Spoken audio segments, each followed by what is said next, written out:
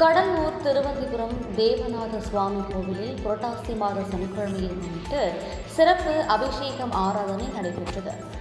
பெருமாளுக்கு உகந்த மாதமாக கருதப்படும் புரட்டாசியின் 2ஆம் சனிக்கிழமையை முன்னிட்டு கடலூர் திருவந்திபுரம் தேவநாத சுவாமி கோவிலில் சிறப்பு அபிஷேகம் ஆராதனை நடைபெற்றது.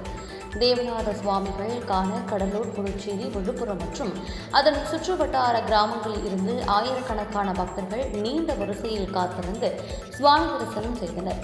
மேலும் மொட்டையடித்து பக்தர்கள் தங்களது நேர்த்திக் கடனையும் செலுத்தினர். இதேபோல் கரூரில் தென் திருப்பதி என்று அழைக்கப்படும் அருள்மிகு ஸ்ரீ கல்யாண வெங்கடரமண சுவாமி திருக்கோவிலில் புரட்டாசி மாத 2வது சனிக்கிழமையை முன்னிட்டு ஏராளமான பக்தர்கள் சுவாமி தரிசனம் செய்தனர். புரட்டாசி மாத 2வது சனிக்கிழமையை முன்னிட்டு கன்னியாகுமரி மாவட்டத்தில் பிரசித்தி பெற்ற வடீஸ்வரம் இடர் தீர்த்த பெருமாள் கோவிலில் நடைபெற்ற சிறப்பு வழிபாட்டில் ஏராளமான பெண்கள் பக்தர்கள் சுமார் 2 மணி நேரம் நீண்ட வரிசையில் காத்திருந்து சுவாமி தரிசனம் செய்தனர். மயிலாடுதுறையில் புகழ்பெற்ற திரு இந்தலூர் பரிமள ரங்கநாதர் ஆலயத்தில் புரட்டாசி 2வது சனிக்கிழமையை முன்னிட்டு பக்தர்கள் நீண்ட வரிசையில் காத்திருந்து சுவாமி தரிசனம் செய்தனர்.